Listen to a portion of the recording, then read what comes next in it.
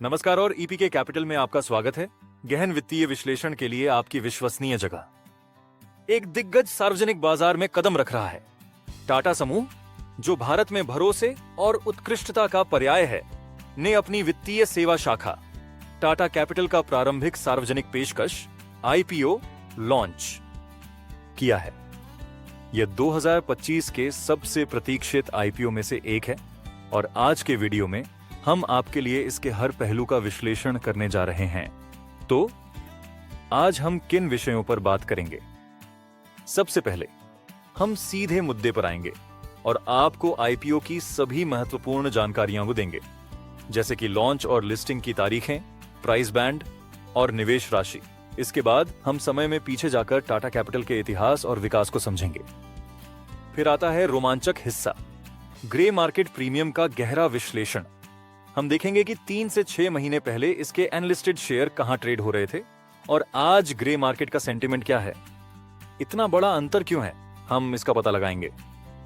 हम फिर कंपनी द्वारा एसएबी को सौंपे गए प्रोस्पेक्टस के मुख्य विवरणों का विश्लेषण करेंगे। उसके बाद हम आंकड़ों पर नजर डालेंगे और टाटा कैपिटल की मौजूदा वित्तीय स्थिति की समीक्षा करेंगे। हम इसके बिजनेस मॉडल के अनोखे पहलुओं को भी उजागर करेंगे और उन प्रमुख सकारात्मक और नकारात्मक पहलुओं की पहचान करेंगे जिनके बारे में आपको पता होना चाहिए। और अंत में सबसे बड़ा सवाल, क्या आपको एक रिटेल निवेशक के रूप में इस आईपीओ में अपनी मेहनत की कमाई का निवेश करना चाहिए? हम आपको एक सूचित निर्णय लेने में मदद करने के लिए एक संतुलित सिफारिश प्रदान करेंगे। तो अपनी नोटबुक तैयार कर लीजिए और चलिए शुरू करते हैं। 8 टाटा कैपिटल आईपीओ, सभी मुख्य विवरण। आइए टाटा कैपिटल आईपीओ के आवश्यक विवरणों के साथ शुरुआत करें। आईपीओ की तारीखें, यह आईपीओ 6 अक्टूबर 2025 से 8 अक्टूबर 2025 तक सब्सक्रिप्शन के लिए खुला रहेगा। प्राइस बैंड, एक शेयर की कीमत Rs3 से Rs3226 के दायरे में तय की गई है। लॉट साइज, आप न्यूनतम एक लॉट के लिए आवेदन कर सकते हैं जिसमें 44 शेयर शामिल हैं। न्यूनतम निवेश Rs326 के ऊपरी प्राइस बैंड पर Rs से। एक रिटेल निवेशक के लिए न्यूनतम निवेश Rs14996 होगा। इश्यू साइज, यह एक बहुत बड़ा आईपीओ है जिसका कुल इश्यू साइज लगभग Rs15,511 करोड़ है। इश्यू का ब्रेकडाउन, ये आईपीओ Rs6,846 करोड़ के फ्रेश इश्यू और मौजूदा शेयर धारकों द्वारा Rs8,665.87 करोड़ के ऑन फॉर सेल OFS का मिश्रण है। लिस्टिंग की तारीख, शेयरों के 13 अक्टूबर 2025 को BSE और NSE दोनों पर सूचीबद्ध होने की उम्मीद है। ये तारीखें और संख्याएं महत्वपूर्ण हैं, इसलिए सुनिश्चित करें कि आपने इन्हें नोट कर लिया है। 2 एक नजर अतीत पर। टाटा कैपिटल का इतिहास यह समझने के लिए कि कोई कंपनी कहां जा रही है, आपको यह जानना होगा कि वह कहां से आई है। टाटा कैपिटल की स्थापना 2007 में शक्तिशाली टाटा सन्स की सहायक कंपनी के रूप में हुई थी। यह भारत के उभरते वित्तीय सेवा क्षेत्र में एक मजबूत उपस्थिति बनाने के लिए टाटा समूह का एक रणनीतिक कदम था। पिछले 18 वर्षों में इसने खुद को भारत की अग्रणी गैर बैंकिंग वित्तीय कंपनियों NBFCs में से एक के रूप में स्थापित किया है। यह विभिन्न प्रकार के वित्तीय उत्पादों के लिए एक ग्राहक केंद्रित वन स्टॉप शॉप है। उनकी सेवाएं मुख्य रूप से 3 क्षेत्रों को पूरा करती हैं। रिटेल फाइनेंस, इसमें होम लोन, पर्सनल लोन, वाहन लोन और बहुत कुछ शामिल है। SME फाइनेंस, छोटे और मध्यम उद्यमों को वित्तीय समाधान प्रदान करना। कॉर्पोरेट फाइनेंस, बड़े निगमों की जरूरतों को पूरा करना। आज टाटा कैपिटल भारत में तीसरी सबसे बड़ी विविध NBFC है, जिसका जून 2025 तक loan book Rs2.33 lakh crore से अधिक है। देश भर में 500 से अधिक शाखाओं के साथ इसकी एक विशाल भौतिक उपस्थिति है। 3 ग्रे मार्केट की कहानी, तब बनाम अब यहां कहानी वास्तव में दिलचस्प हो जाती है। अनलिस्टेड मार्केट, जिसे अक्सर आईपीओ के सेंटीमेंट का संकेतक माना जाता है, ने टाटा कैपिटल के शेयरों के लिए एक रोलर कोस्टर सवारी देखी है। कुछ ही महीने पहले अप्रैल 2025 में इसके शेयर अनलिस्टेड मार्केट में Rs1,925 के शिखर पर कारोबार कर रहे थे। जून की शुरुआत में भी कीमत लगभग Rs1,075 थी। हालांकि आज की बात करें तो आईपीओ का प्राइस बैंड सिर्फ RS310 से RS326 है। यह इसकी छोटी की एनालिस्टेड कीमत से लगभग 70% की भारी छूट है। वर्तमान ग्रे मार्केट प्रीमियम GMP मामूली RS22 से RS29 के आसपास मंडरा रहा है, जो केवल 6-8% के संभावित लिस्टिंग गेन का सुझाव देता है। तो इस भारी गिरावट का कारण क्या था? इसके पीछे कई कारक हैं। व्यापक वित्तीय बाजार में कुछ कमजोरी देखी गई है और जुलाई 2025 में RS343 प्रति शेयर की कीमत पर एक राइट्स इश्यू आया था, जिसने अधिक रूढ़िवादी मूल्यांकन का संकेत दिया। विशेषज्ञों का मानना है कि कम लिक्विडिटी और सट्टा खरीदारी के कारण अनलिस्टेड मार्केट की कीमत बढ़ी हुई थी। प्रबंधन का आईपीओ को आकर्षक कीमत पर लाने का निर्णय व्यापक खुदरा भागीदारी सुनिश्चित करने और नए निवेशकों के लिए टेबल पर कुछ मूल्य छोड़ने का एक रणनीतिक कदम है। शोर प्रोस्पेक्टस DRHP का विश्लेषण। अब आइए उस दस्तावेज का विश्लेषण करें जिसे टाटा कैपिटल ने SCB के पास दायर किया है, यानी ड्राफ्ट रेड हेरिंग प्रोस्पेक्टस।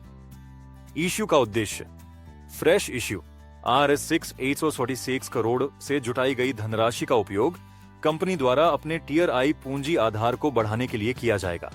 सरल शब्दों में यह उनकी वित्तीय नींव को मजबूत करेगा, जिससे वे अधिक उधार दे सकेंगे और भविष्य के विकास में सहायता कर सकेंगे।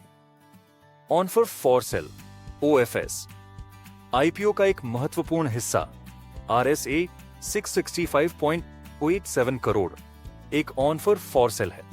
इसका मतलब है कि पैसा कंपनी को नहीं बल्कि बेचने वाले शेयरधारकों को जाएगा। प्राथमिक विक्रेता प्रमोटर टाटा सन्स और एक शुरुआती निवेशक इंटरनेशनल फाइनेंस कॉरपोरेशन IFC हाइन है। यह बड़ा OFS घटक एक कारण है कि विशेषज्ञ एक शानदार उछाल के बजाय एक स्थिर लिस्टिंग की भविष्यवाणी कर रहे हैं। क्यूसीओ की मार्स्यू यह उपलब्ध शेयरों की आपूर्ति को बढ़ाता है। RBI का आदेश। यह आईपीओ भारतीय रिजर्व बैंक के एक आदेश का पालन करने के लिए भी किया जा रहा है। सितंबर 2022 में टाटा कैपिटल को अपर लेयर NBFC के रूप में वर्गीकृत किया गया था, जिसके लिए इसे 3 साल के भीतर स्टॉक एक्सचेंज में सूचीबद्ध होना आवश्यक है। 5. वित्तीय स्वास्थ्य की जांच चाहिए। उन नंबरों पर एक नजर डालें जो वास्तव में मायने रखते हैं। टाटा कैपिटल आर्थिक रूप से कैसा प्रदर्शन कर रही है? मुनाफा। कंपनी ने लगातार वृद्धि दिखाई है। वित्तीय वर्ष 2025 के लिए इसने RS345 करोड़ का कर पश्चात लाभ PAT दर्ज किया, जो पिछले वर्ष के RS327 करोड़ से अधिक है। राजस्व प्रभावशाली रूप से बढ़कर FY25 में RS313 करोड़ हो गया, जो FY24 में RS4 करोड़ था। प्रबंधन के तहत संपत्ति AUM जून 2025 तक उनकी EUM RS2 करोड़ थी। संपत्ति की गुणवत्ता एसेट क्वालिटी यह एक प्रमुख ताकत है। जून 2025 तक उनके सकल गैर निष्पादित संपत्ति ग्रोस NPAs 2.1% के स्वस्थ स्तर पर थे और शुद्ध NPA नेट NPAs 1% पर थे। यह उधार और जोखिम प्रबंधन के प्रति एक विवेकपूर्ण दृष्टिकोण को इंगित करता है। प्रतिस्पर्धियों से तुलना। जबकि इसकी वृद्धि मजबूत है, इसके रिटर्न अनुपात इसके कुछ प्रतिस्पर्धियों की तुलना में थोड़े कम है। उदाहरण के लिए बजाज फाइनेंस का रिटर्न ऑन एन इक्विटी अधिक है। हालांकि आईपीओ में टाटा कैपिटल का मूल्यांकन अधिक उचित लगता है। कुल मिलाकर वित्तीय रिपोर्ट कार्ड ठोस है, जो एक स्थिर और बढ़ती हुई कंपनी को दर्शाता है। 6. विशिष्टता। सकारात्मक और नकारात्मक पहलू टाटा कैपिटल को क्या अलग करता है और संभावित जोखिम क्या है? सकारात्मक पहलू। ताकत। टाटा ब्रांड यह उनकी सबसे बड़ी संपत्ति है। टाटा का नाम अपार विश्वास, ब्रांड इक्विटी और अच्छे कॉर्पोरेट गवर्नेंस की विरासत लाता है। विविध व्यापार model. Retail, SME and corporate finance में उनकी उपस्थिति किसी एक क्षेत्र पर निर्भरता को कम करती है। उनका क्लीनटेक फाइनेंस पर भी एक अनूठा फोकस है, जो हरित परियोजनाओं का वित्त पोषण करता है। मजबूत वित्तीय स्थिति।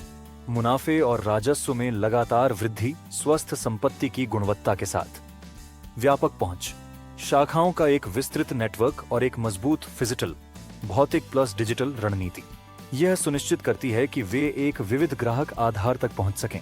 नकारात्मक पहलू, जोखिम, कड़ी प्रतिस्पर्धा। एनबीएफसी क्षेत्र बजाज फाइनेंस और श्रीराम फाइनेंस जैसे दिग्गजों से भरा हुआ है, जिससे मार्जिन पर दबाव पड़ता है। ब्याज दर संवेदनशीलता। एक एनबीएफसी के रूप में उनकी लाभप्रदता ब्याज दरों में बदलाव से प्रभावित हो सकती है। असुरक्षित ऋण, अनसिक्योर्ड लोन। उनके लोन बुक का लगभग 20% असुरक्षित है, जिसमें विशेष रूप से आर्थिक मंदी में अधिक जोखिम होता है। बड़ा आईपीओ साइज, बड़ा ऑफर फॉर सेल। घटक बाजार में आने वाले शेयरों की बड़ी मात्रा के कारण तेज लिस्टिंग गेन को सीमित कर सकता है। 7. अंतिम निर्णय। क्या रिटेल निवेशकों को आवेदन करना चाहिए? हम सबसे महत्वपूर्ण प्रश्न पर आ गए हैं। क्या आपको टाटा कैपिटल आईपीओ में निवेश करना चाहिए? यह आईपीओ एक आकर्षक, यदि विस्फोटक नहीं तो भी एक अवसर प्रस्तुत करता है। आइए इसे समझते हैं। लंबी अवधि के निवेशक के लिए, यदि आप एक स्थिर, सुप्रबंधित कंपनी में निवेश करना चाहते हैं जिसके पीछे एक मजबूत समूह हो और एक ठोस दीर्घकालिक विकास की कहानी हो, तो टाटा कैपिटल एक बहुत ही आकर्षक प्रस्ताव है। मूल्य निर्धारण समझदार है और यह भारत के प्रमुख वित्तीय संस्थानों में से एक का हिस्सा बनने का मौका प्रदान करता है। टाटा ब्रांड सुरक्षा का एक महत्वपूर्ण मार्जिन प्रदान करता है लिस्टिंग गेन चाहने वालों के लिए। यदि आप पूरी तरह से टाटा टेक्नोलॉजीज जैसी ब्लॉकबस्टर लिस्टिंग की तलाश में हैं, जिसने इंडो 40% प्रीमियम पर शुरुआत की थी, तो आपको अपनी उम्मीदों को कम करने की आवश्यकता हो सकती है। ईएस आईपीओ का बड़ा आकार, विशेष रूप से ओएफएस हिस्सा एसआरसी का मतलब है कि शेयरों की एक बड़ी आपूर्ति उपलब्ध होगी, जबकि एक सकारात्मक लिस्टिंग की उम्मीद है। लाभ शानदार नहीं हो सकता है। मामूली ग्रे मार्केट प्रीमियम भी इसी दिशा में इंगित करता है। हमारी सिफारिश: मजबूत फंडामेंटल्स, भरोसेमंद टाटा समूह और उचित मूल्यांकन को ध्यान में रखते हुए यह आईपीओ मध्यम से लंबी अवधि के नजरिए वाले निवेशकों के लिए सलाह योग्य है। यह आपके पोर्टफोलियो में रखने के लिए एक ठोस कंपनी है। जो लोग अल्पकालिक लाभ की तलाश में हैं, उनके लिए लिस्टिंग के दिन थोड़ी बढ़त हो सकती है, लेकिन यह जल्दी अमीर बनो वाला आईपीओ नहीं है। असली मूल्य अगले कुछ वर्षों में कंपनी की निरंतर वृद्धि की क्षमता में निहित है। आकर्षक मूल्य निर्धारण एक महत्वपूर्ण प्लस पॉइंट है, जो खुदरा निवेशकों के लिए एक अच्छा प्रवेश बिंदु प्रदान करता है। होस्ट: तो यह था टाटा कैपिटल आईपीओ का संपूर्ण 360 डिग्री विश्लेषण। यह एक क्लासिक टाटा पेशकश है, ठोस, स्थिर और लंबी अवधि के लिए बनी है। अवधान है। आपके क्या विचार हैं? क्या आप इस आईपीओ के लिए आवेदन कर रहे हैं? हमें नीचे टिप्पणी में बताएं। यदि आपको यह वीडियो मददगार लगा तो कृपया लाइक बटन दबाएं, आपके चैनल का नाम को सब्सक्राइब करें और उस नोटिफिकेशन बेल को दबाएं ताकि आप हमसे कोई भी अपडेट कभी न चूकें। अस्वीकरण: यह वीडियो केवल शैक्षिक उद्देश्यों के लिए है और इसे वित्तीय सलाह नहीं माना जाना चाहिए। कोई भी निवेश निर्णय लेने से पहले कृपया अपने वित्तीय सलाहकार से परामर्श करें। देखने के लिए धन्यवाद। और हम आपसे अगले वीडियो में मिलेंगे।